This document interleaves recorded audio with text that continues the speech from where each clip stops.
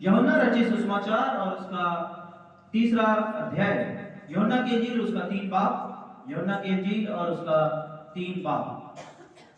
और इससे पहले मैं वचन पढ़ूं तो बीच बीच में इसको चेक करते रहिएगा, जो वीडियो बन रही है इसको चेक करते रहिएगा, ठीक है। तो सबसे पहले तो बोलिए हालेलुया, हालेलुया, हालेलुया, हालेलुया। आज क्या तारीख है? जोर से बोलिए, सुनाई नहीं दी मेरे को। कितनी तारीख? 20। दिन कौन सा है? संडे। सुनाई नहीं दिया? संडे, संडे है ना। और जिनके पास माइक का इस्तेमाल भी नहीं करते, कौन सा दिन है? इतवार का दिन है। बोलो माइक पे, कौन सा दिन है? इतवार का दिन। कौन सी तारीख? 20 तारीख। तो इतवार का दिन काहे का दिन है? परमेश्वर के साथ संगति करने का दिन है, ठीक है। तो बोलो हालेलुया, हालेलुया। हाँ, इतवार के दिन को याद रखा करो, पूरा हफ्ता उस दिन का इंतजार किया करो कि जल्दी जल्दी इतवार का दिन आए, हम परमेश्वर के साथ संगति करें। क्योंकि पूरा हफ्ता तो हम संसार के साथ संगति करते हैं, अपने काम पर, अपनी नौकरी पर, अपने बिजनेस पर, हम पब्लिक डीलिंग में लगे रहते हैं।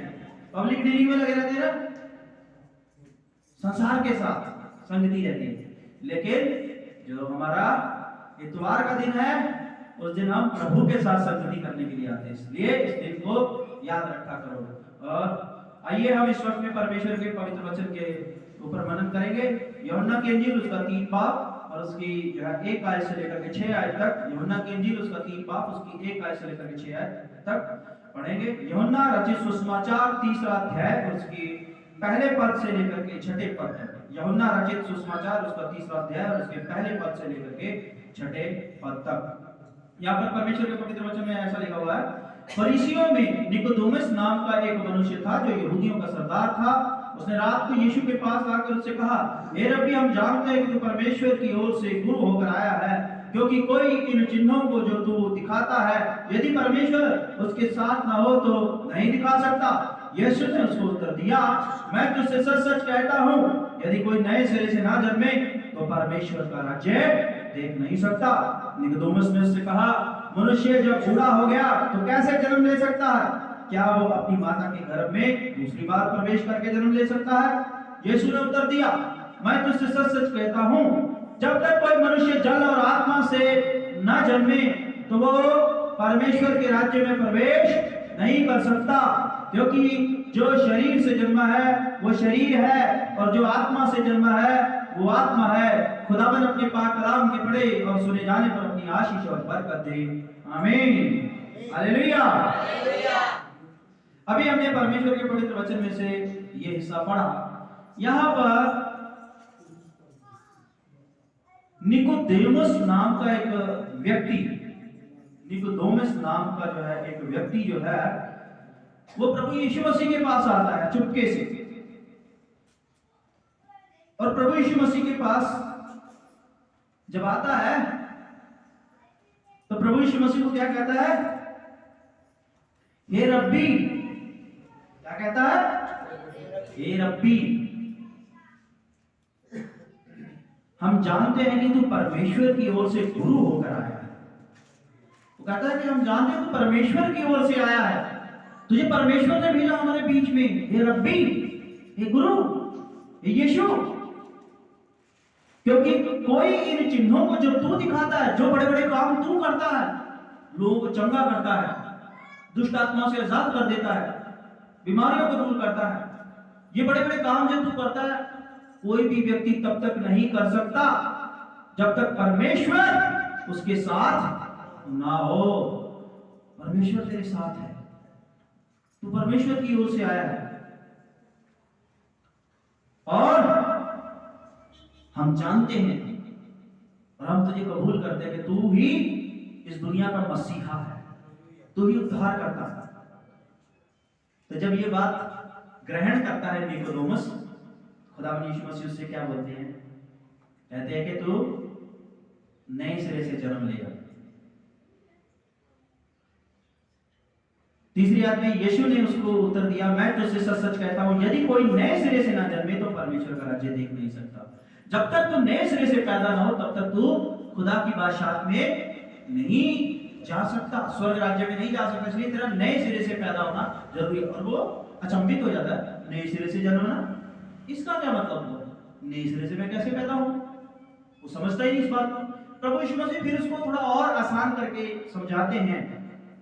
5वीं आयत के अंदर यीशु ने उत्तर दिया, मैं तुझसे सच सच कहता हूं, जब तक कोई मनुष्य जल और आत्मा से न जन्मे तो परमेश्वर के राज्य में प्रवेश नहीं कर सकता। पहले तो उसको बोला कि तेरा नया जन्म होना जरूरी है। जब तक तू नए सिरे से नहीं जन्म लेता तब तक तू खुदा की बादशाहत में दाखिल नहीं हो पाएगा। वो समझता ही कहता कि फिर से मां के गर्भ में जन्म जाऊं, फिर से जन्म लूं, ये तो हो नहीं सकता। कुछ समझा नहीं। फिर प्रभु ने इसको और आसानी से समझाने के लिए क्या बोलते हैं 5वें आयत के अंदर, कि जब तक कोई जल और आत्मा से ना जन्मे, जब तक कोई मनुष्य जल और आत्मा से ना जन्मे तब तक खुदा की बादशाहत में नहीं जा सकता। यानी नए सिरे से पैदा होने का मतलब मैं तुझे बता रहा हूं कि जल और आत्मा से पैदा हो, जल और आत्मा से पैदा हो। अब जल किसे बोला गया?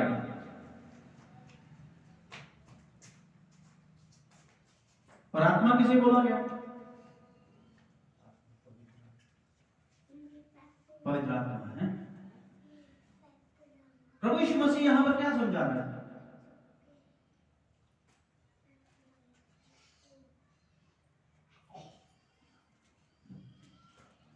खुदावन यीशु मसीह क्या बोलते हैं? लोग वचन क्या कहता है? अगर कोई प्यासा है तो किसके पास आए? प्रभु के पास आए। किसके पास आए? हाँ, मैं आपको सिंपल करके समझा रहा हूं, मैं ज्यादा मुश्किल नहीं समझा रहा हूं। सीधा सीधा वचन कहता है कि अगर कोई प्यासा है तो प्रभु यीशु मसीह के पास आए। उसके पास क्या है? जीवन का जल है। और प्रभु यीशु मसीह क्या कहता है? मैं जीवन की रोटी हूं, मैं जीवन का जल हूं। प्रभु यीशु मसीह जीवन की रोटी है, प्रभु यीशु मसीह जीवन का जल है। तो यानी जल मतलब किससे पैदा हो?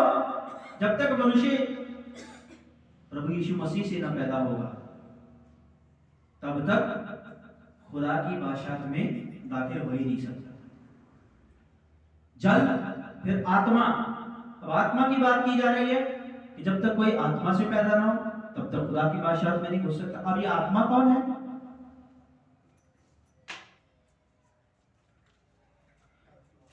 कौन है ये आत्मा?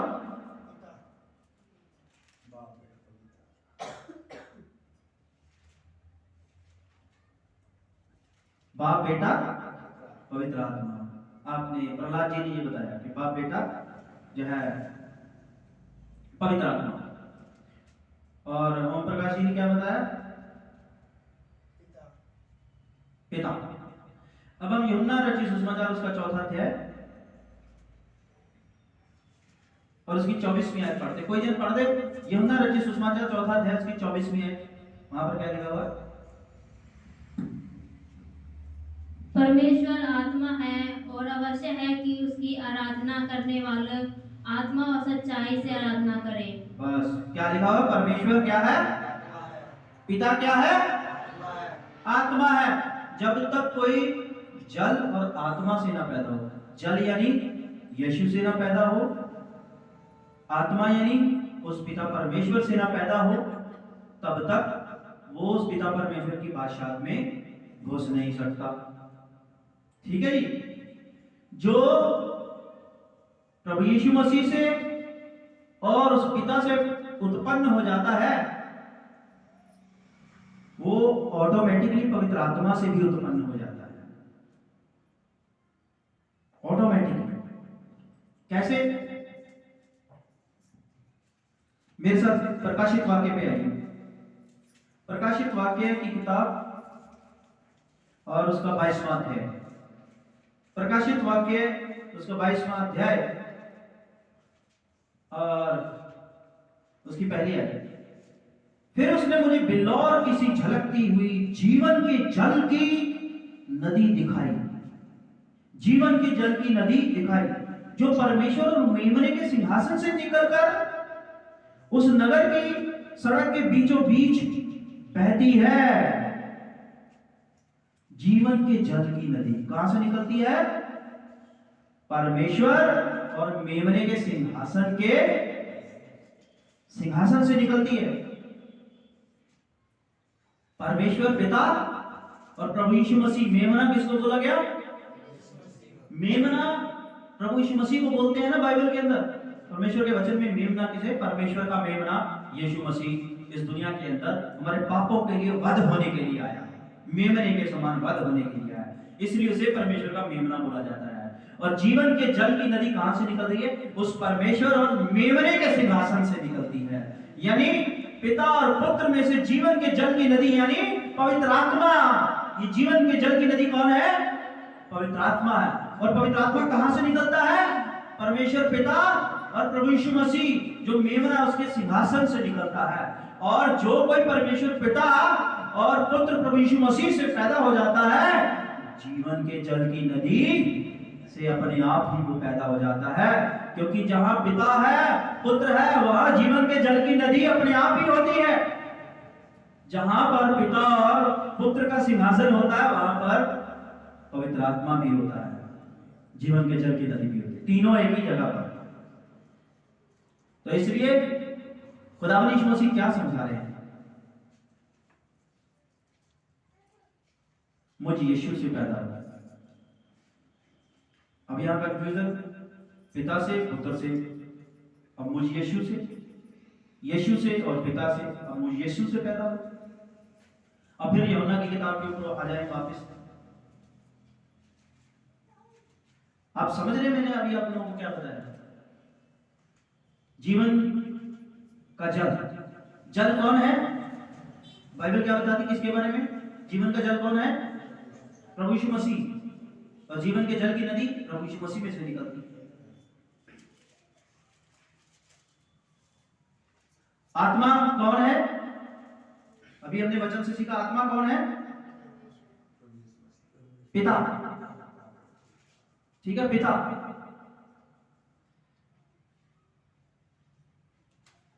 अब यूहन्ना की किताब और उसका 10वां अध्याय और उसकी 30 आयत पढ़िए, क्या लिखा होगा? यूहन्ना की किताब उसका 10वां अध्याय उसकी 30 आयत।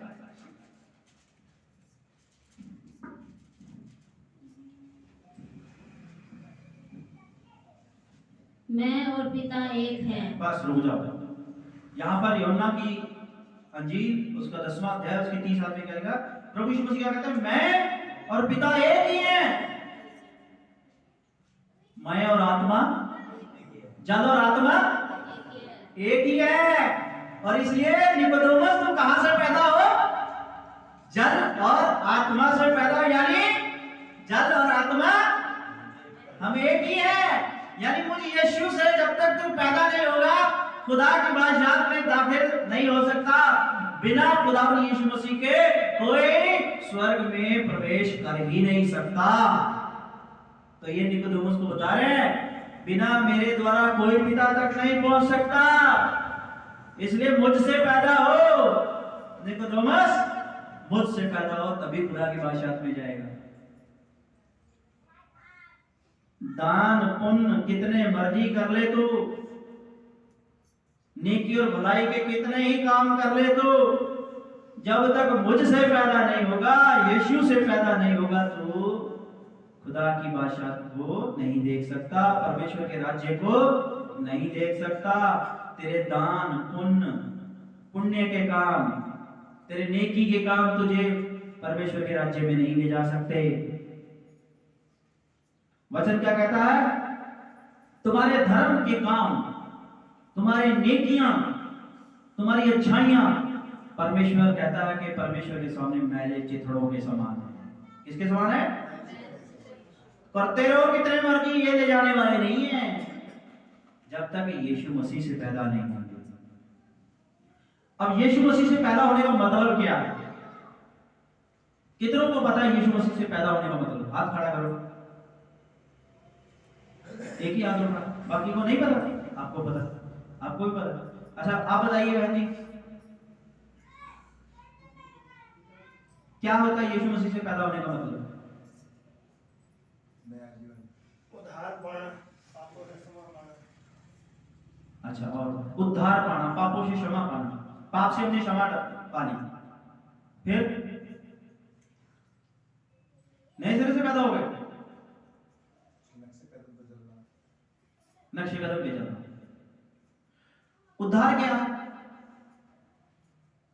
जीवन सब भूल जाओ। उद्धार की कहानी अभी बाकी है। पाप क्षमा हो गए, पापों का अंगीकार कर लिया प्रभु के सामने, पाप क्षमा हो गए, उसके बाद में क्या? उद्धार मिल गया। अभी उद्धार की कहानी बाकी है।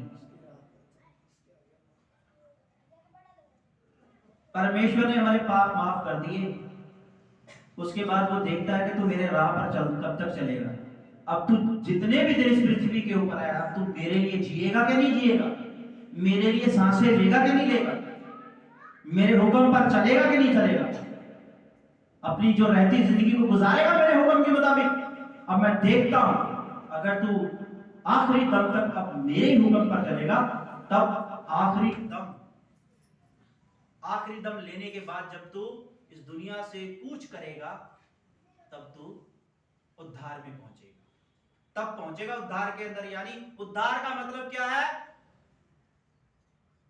जन्म मरण के चक्रव्यूह से, नरक के चक्रव्यूह से आजाद होकर के, निकल करके हमेशा के जीवन में, परमेश्वर के राज्य में हमेशा के लिए पहुंच जाना, यही उद्धार है। जहां पर फिर कभी मृत्यु नहीं हम देखेंगे, जहां पर कभी भी दुख नहीं देखेंगे, तकलीफ नहीं देखेंगे, परेशानी, टेंशन, चिंता, रोग, बीमारी कुछ नहीं होगा, जहां पर फिर कभी भी हमारी जिंदगी का अंत नहीं होगा। हम हमेशा तक जिएंगे, जहां पर ना भूख होगी, ना प्यास होगी, ना गर्मी लगेगी, ना सर्दी लगेगी। उसको बोलते हैं उद्धार। अभी भी गर्मी लगती है? किस किस को नहीं लगती? जून जुलाई में किसको नहीं लगती गर्मी, बताओ? होती है। सर्दियों में, दिसंबर जनवरी में किसको ठंड नहीं लग रही? सबको लग रही है। भूख किसको नहीं लग रही? सबको लग रही है, तभी काम कर रहे हो, नहीं तो बैठ जाओगे घर पे आराम से, है कि नहीं? ठंड लगती है, कपड़ा चाहिए, इसीलिए तो काम करने जा रहे हैं, है ना? कपड़ा खरीदेंगे, पैसा आएगा तो कपड़ा खरीदेंगे, रोटी लेके आएंगे, है ना? बच्चों को भी गर्म रखेंगे, हम भी गर्म होंगे। गर्मी के अंदर पंखे की हवा लेनी है, पंखा खरीदना है, एसी खरीदना है, बिजली का बिल, मीटर, उसके लिए क्या करना है? काम करो, तभी तो गर्मी के अंदर हम अपना एनवायरनमेंट, अपना माहौल, वातावरण ठंडा रख पाएंगे। लगती है ना गर्मी? अरे ये हमारी जरूरतों की जड़ ही है। ये जो हम मेहनत करते हैं, ये जरूरतें ही जड़ है। इन्हीं की वजह से तो हम मेहनत करते हैं, दौड़ते हैं, भागते हैं, काम करते हैं, नौकरी करते हैं, तो करें ही ना। तो ये उद्धार नहीं है। भूख लग रही है, प्यास लग रही है, सर्दी लग रही है, गर्मी लग रही है, बीमारी भी आ रही है। कौन कहता है कि मेरे को कभी बीमारी, दुख, तकलीफ नहीं आता मेरे जीवन में? कोई है ऐसा? कौन कहता मैं कभी अस्पताल नहीं गया? जाते हैं ना। शैतान किसको नहीं सताता? किसके जीवन में दुष्ट आत्मा काम नहीं करता? सबको आकर के, बड़े से बड़े धर्मी को भी आकर के वो परेशान कर देता, उंगली मारता है ना? पौलुस के पास भी पहुंच जाता है, उंगली मारता है, कहता है कांटा बार बार शैतान चुभा रहा मुझे। पहुंच जाता है कि नहीं? संतों के पास भी पहुंच जाता है। तो मेरे अजीजों, ये उद्धार की जिंदगी नहीं है। उद्धार का मतलब क्या है? जहां शैतान आप तक फिर नहीं कभी पहुंचेगा, आपको डिस्टर्ब नहीं करेगा, आपकी लाइफ को चाह के भी नहीं कर पाएगा। उद्धार वो है जहां आपको अब ना भूख लगती है, ना प्यास लगती है, ना रोटी की जरूरत है, ना पानी की जरूरत है, ना गर्म कपड़ों की जरूरत है, ना बीमार होते हो, ना आपको मृत्यु का भय है। आप में से कौन कहता है कि मुझे मृत्यु नहीं आएगी? मैंने यीशु मसीह को ग्रहण किया, मुझे मृत्यु नहीं आने वाली है, इस दुनिया में रहते हुए इस शरीर को मैं नहीं छोड़ूंगा मृत्यु के द्वारा। कौन कहता है? कोई है? मैं जिंदा उठा लिया जाऊंगा, है कोई? इस शरीर को, ये पापी शरीर हम सब छोड़ेंगे, ये कब्र में जाएगा ये शरीर। परमेश्वर शरीर भी हमें नया देने वाला है। जब उद्धार होगा तो हमारे पास एक नया शरीर होगा, ये वाला नहीं, ये पापी शरीर नहीं होगा।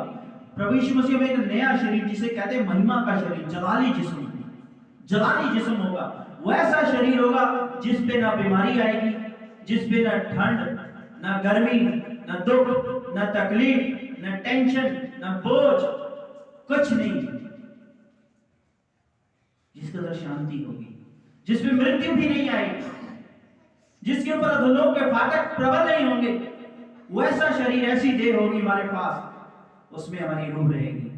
और ऐसी देह में होकर के हमारी रूह परमेश्वर पिता के संगति के अंदर, प्रभु यीशु मसीह की संगति में, पवित्र आत्मा की संगति में उस परमेश्वर की महिमा करेगी। वो है उद्धार। आज तक हम उद्धार को ही नहीं समझ पाए। प्रभु यीशु मसीह को ग्रहण कर लिया, पाप क्षमा हो गया, ये उद्धार हो गया मेरा, हम तो उद्धार पाए हुए लोग हैं। उद्धार तक पहुंचना है हमको। ये तो उद्धार की तैयारी है। क्या है ये? तैयारी है, उद्धार की तैयारी। ट्रेन में जाने से पहले टिकट लेना पड़ता है ना। ऐसे कैसे चले जाएंगे फर्स्ट क्लास डब्बे में घुसने देंगे? बाहर निकाल देगा आगे टीटी।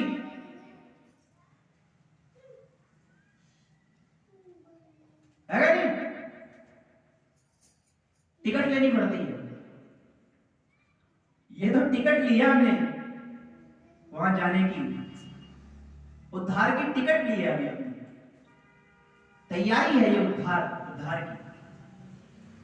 और ये तैयारी कहीं बीच में ही न रह जाए मेरे अजीजों। कहीं फिर से हम पाप बख्शवा करके, पापों की क्षमा पा करके, प्रभु यीशु मसीह को अपना उद्धारकर्ता ग्रहण करके फिर से हम कहीं भटक ना जाएं इस जिंदगी के अंदर। जैसे दुनिया चलने लग जाए, कहीं फिर से ना चलने लग जाए। तो वो क्या है? उद्धार की तैयारी, वो सारी मेहनत पानी ना पड़ जाए। इसलिए इस बात की चिंता करो। नया जन्म पाया हुआ व्यक्ति मालूम है कौन होता है? नया जन्म पाया हुआ व्यक्ति वो होता है, उद्धार पाया हुआ व्यक्ति नहीं होता। नया जन्म पाया हुआ व्यक्ति उद्धार के लिए तैयार व्यक्ति होता है, जो उद्धार के लिए अपनी तैयारी करके एकदम रेडी होता है।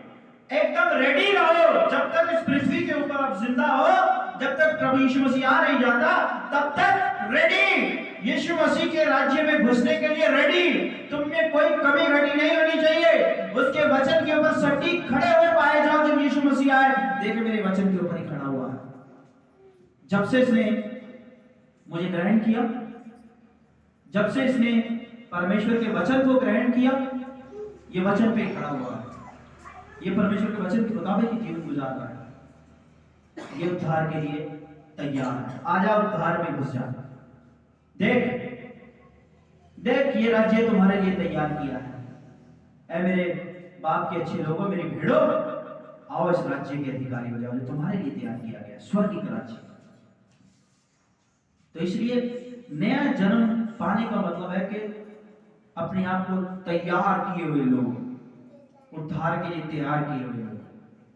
तैयार है उद्धार के लिए? वो निकोदेमुस को क्या कर रहा है? उद्धार के लिए तैयार नहीं जब तक होगा, तब तक तू खुदा की बादशाह को नहीं देख सकता।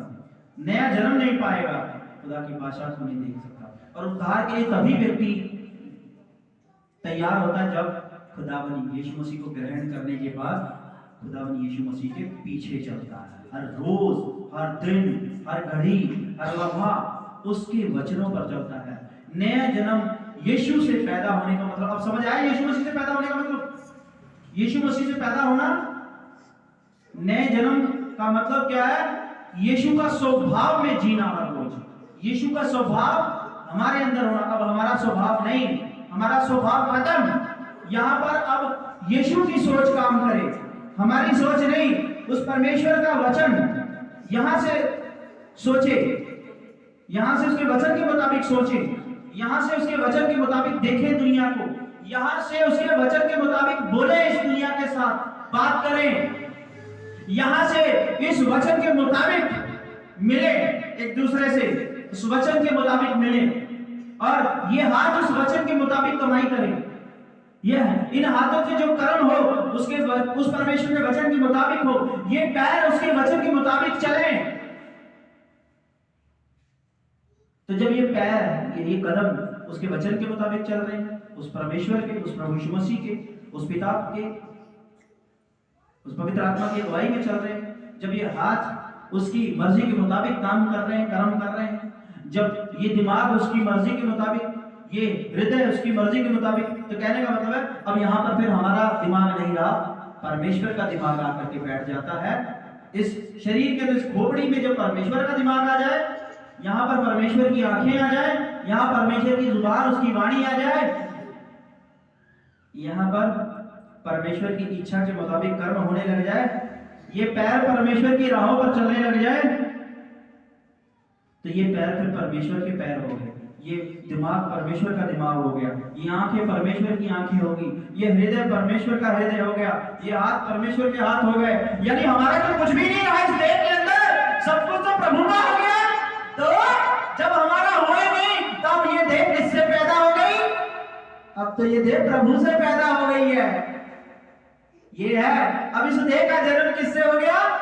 प्रभु से हो गया, क्योंकि इस देह के ऊपर सारा कंट्रोल तो प्रभु का है। ये हाथ प्रभु के मुताबिक कर्म करते हैं, ये पैर प्रभु के मुताबिक रास्तों पर चलते हैं, ये आंखें दुनिया को प्रभु के मुताबिक देखती हैं, ये दिमाग प्रभु के मुताबिक सोचता है, ये हृदय प्रभु जैसा चाहता है वैसा हो गया है। तो भैया सब कुछ तो बदल गया। हमारा जो था वो सब संसारिक था। यानी अब जब हम संसार के मुताबिक चलना छोड़ जाते हैं, प्रभु के मुताबिक चलते हैं, उसके मुताबिक जीवन जीते हैं, तब हमारा जन्म प्रभु से हो गया। यानी हमने प्रभु को ओढ़ लिया, प्रभु को पहन लिया इस देह के ऊपर। अब ये देह संसारिक नहीं, अब ये देह प्रभु की है, अब ये देह आत्मिक है। और यहां पर क्या लिखा हुआ है?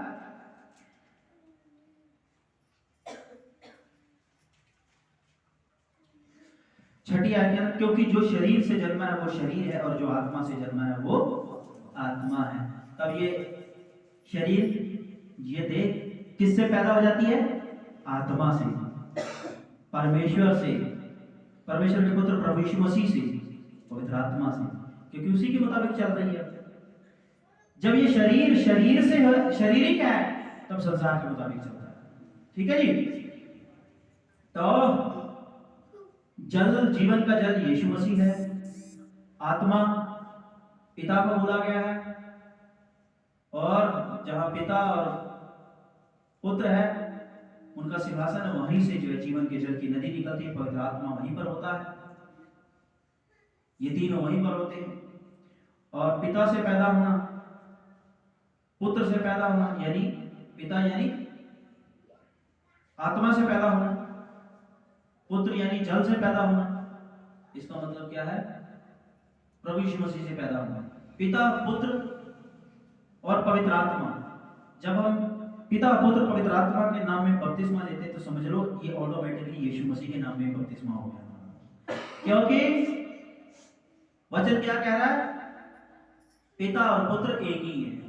इसलिए पिता और पुत्र और पवित्र आत्मा, जहां पिता और पुत्र है वहां पवित्र आत्मा है। पवित्र आत्मा पिता और पुत्र में बसता है, उन्हीं में बसता है, उन्हीं में से निकलता है।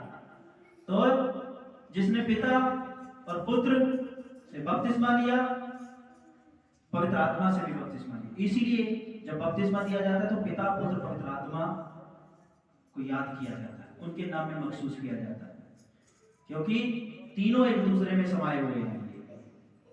ठीक है। और तीनों मिलकर के ही प्रभु यीशु मसीह की ही बात है, क्योंकि प्रभु यीशु मसीह पुराने नियम में अपने आप को पिता के रूप में प्रकट करता है, नए नियम में वो अपने आप को पुत्र के रूप में प्रकट करता है, और अब इन दिनों के अंदर जाते समय वो क्या कह गया कि मैं तुम्हें अनाथ नहीं छोड़ूंगा, मैं तुम्हें एक सहायक दूंगा, सहायक, सत्य का आत्मा, स्पिरिट ऑफ ट्रुथ। यानी अब वो पवित्र आत्मा के रूप में हमारे बीच में रहता है। तो इसलिए प्रभु यीशु मसीह क्या कहता है? कुल मिला के सारी बात मुझ पे ही आ जाती है, यीशु पे आ जाती है। इसलिए मुझे यीशु से पैदा हो, तब उद्धार पाएगा, तब परमेश्वर के राज्य में प्रवेश करेगा। और मुझे यीशु से पैदा होने का मतलब, यहाँ पर तेरा दिमाग नहीं, यीशु का दिमाग, तेरी आंखें नहीं, यीशु की आंखें, तेरी जुबान नहीं, यीशु की जुबान, तेरा हृदय नहीं, यीशु का हृदय, तेरे हाथ नहीं, यीशु के हाथ, तेरे पांव नहीं, यीशु के पांव। यीशु वचन क्या कहता है? प्रभु को पहन लो, प्रभु को ओढ़ लो। ये है नया जन्म, ये है प्रभु यीशु मसीह से पैदा होना, ये है पिता, पुत्र, पवित्र आत्मा से पैदा होना। ठीक है जी। उद्धार समझ गए? उद्धार के लिए तैयार, जब हम प्रभु को ग्रहण कर लेते हैं तो हमें प्रभु से पापों की क्षमा मिलती है। प्रभु को ग्रहण करने का मतलब प्रभु के आगे अपने पापों का अंगीकार करना। प्रभु, मैं पापी था, पापी हूं, मैंने अब तक अपने मुताबिक जीवन जिया, पाप करता रहा, आज के बाद मैं अपने पापों का पश्चाताप करता हूं और मैं इस बात का इकरार करता हूं कि प्रभु माफ करने वाला है और प्रभु उद्धार करने वाला है। तू मेरा उद्धार करता, मेरा उद्धार कर। और परमेश्वर हमारे पापों को माफ करता है क्योंकि वो दया करने वाला परमेश्वर है, रहम करने वाला परमेश्वर। अब देखो जी, पाप तो माफ हो गए, पाप बख्शे गए, उद्धार हो गए? उद्धार नहीं, उद्धार की टिकट ली है हमने, उद्धार की अब तैयारी करनी है उद्धार तक पहुंचने की, यानी उद्धार के लिए अपने आप को तैयार करना है, यानी अब हर दिन प्रभु यीशु मसीह के स्वभाव में जीना है, उसके वचनों पर चलना है। पाप बख्शवा लिए और हर रोज हम सांसारिक बातों में उलझे हुए, हम झूठ भी बोलते हैं, हम बुराई भी करते हैं, हम धोखाधड़ी भी करते हैं, हेरा फेरी भी करते हैं, रिश्वतखोरी भी हो जाती है। अगर हम बिजनेसमैन अपने बिजनेस के अंदर हम दूसरे को टांका लगाते रहते हैं, ठगी मारते रहते हैं मुनाफे के लिए, तो ये तो नया जन्म पाया हुआ व्यक्ति का जीवन नहीं है। नया जन्म पाए हुए हम ऐसे हैं, ऐसा जीवन होता है नया जन्म पाया हुआ जीवन ऐसा होता है। प्रभु के हाथ क्या ठगी मारते हैं, चोरी करते हैं? प्रभु के हाथ, प्रभु का जो मस्तिष्क क्या हर वक्त बुरा सोचता है, प्रभु की आंखें क्या वे विचार देखती हैं? प्रभु के पैर क्या स्वार्थ की ओर, दुनिया की चकाचौंध की ओर बढ़ते हैं, लालच की ओर बढ़ते हैं? प्रभु का हृदय क्या नफरत करनी सिखाता है? बता दो भाई, नहीं सिखाता? हाँ, प्रेम करो। तो उसके बावजूद भी हमारे जीवन में पापों की क्षमा हासिल करने के बावजूद भी हमारे जीवन में ये चीजें होती हैं। इसका मतलब क्या है कि हम रेडी नहीं है उद्धार के लिए। हमने उद्धार की टिकट ले ली लाइन में लग के, लेकिन फिर भी अपने आप को तैयार नहीं कर रहे, उद्धार की ट्रेन में चढ़ने के लिए तैयारी नहीं कर रहे। और ट्रेन एक दिन क्या होगी, जिन लोगों की तैयारी होगी उन्हीं को बिठाएगी, बाकी फिर ऐसे घुसने वाले होंगे कि सीट नहीं है भाई, सीट नहीं है, जाओ।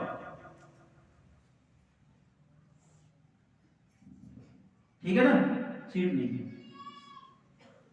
तो इसलिए ऐसा हमारे साथ ना हो कि हमें उद्धार पाने वाले दिन कहा जाए कि सीट नहीं है तुम्हारे लिए उद्धार की ट्रेन में, क्योंकि तुमने यीशु के स्वभाव को, यीशु के चरित्र को ओढ़ा ही नहीं अपने जीवन के ऊपर। हर रोज संसार के मुताबिक जीते रहे, पापों की क्षमा पाने के बावजूद भी संसार के मुताबिक जीते रहे। संसार की तमाम बुराइयां तुम्हारे अंदर काम करती रही। कैसे तुम्हें इस ट्रेन में बिठाया जाए जो उद्धार की ओर लेके जाती है, प्रभु यीशु मसीह के राज्य में लेके जाती है? नहीं, निकोदेमुस का यही हाल था। फरीसी है, ये फरीसी लोग बिजनेस भी कहीं करते थे इनकम के बढ़ाने के लिए, दुआ, प्रार्थना, कर्म कांड, ये वो सब कुछ, ये सब चीजों में रहते थे। इनकम, दान मिलेगा ज्यादा से ज्यादा, लंबी लंबी प्रार्थनाएं करते थे। प्रभु यीशु मसीह के वचन में लिखा हुआ है, फरीसियों को तो क्या बोलते हो, हाय है तुम्हें कि तुम लंबी लंबी प्रार्थनाएं देर देर तक करते रहते हो, ताकि जितनी लंबी प्रार्थना होगी उतना बड़ा मोटा दान मिलेगा। खूब लंबी लंबी प्रार्थनाएं करते रहते हो, हाय है तुम चूना फिरी खबरों के समान हो तुम। क्यों बोलते हो? यही काम था फरीसियों का, फरीसियों का यही काम था मेरे चीजों। तो इसलिए प्रभु कह रहा है छोड़ दे ये काम, तू भी फरीसी है। क्या लिखा हुआ है यहाँ पे? यूहन्ना की किताब 3 अध्याय निकोदेमुस के बारे में कहेगा, फरीसियों में निकोदेमुस नाम का एक मनुष्य था जो यहूदियों का सरदार था। ये किनमें से था? निकोदेमुस किनमें से था? अभी पढ़ा हमने, फरीसियों में से। फरीसी कौन होते थे? जैसे आज के पादरी। आज के टाइम में हम पादरी, उस टाइम में हम फरीसी। फरीसियों में से आया, यानी एक पादरी आया यीशु मसीह के पास। ए रब्बी, मैं जानता हूं कि तू परमेश्वर की ओर से गुरु होकर आया। कहता अगर तू जानता है तो फिर मेरे पद चिन्हों पर चलता क्यों नहीं? ये तो लंबी लंबी दुआएं करते हैं दान मोटा लेने के लिए, विधवाओं के घरों को खा जाते हैं, चूना फिरी कब्रों के समान है, और साइड बिजनेस भी बड़े करते हैं ये फरीसी लोग। तू बदल जा, छोड़ दे ये काम। जब तू इन चीजों से निकल करके मेरे वचन पर चलेगा तब तेरा न्याय जन्म हो जाएगा। इसलिए जब तक तू जल और आत्मा से न पैदा हो, यीशु से नहीं पैदा हो, तब तक खुदा की बादशाह को देख नहीं सकता। इसलिए अपना जीवन बदल निकोदेमुस, जीवन बदल।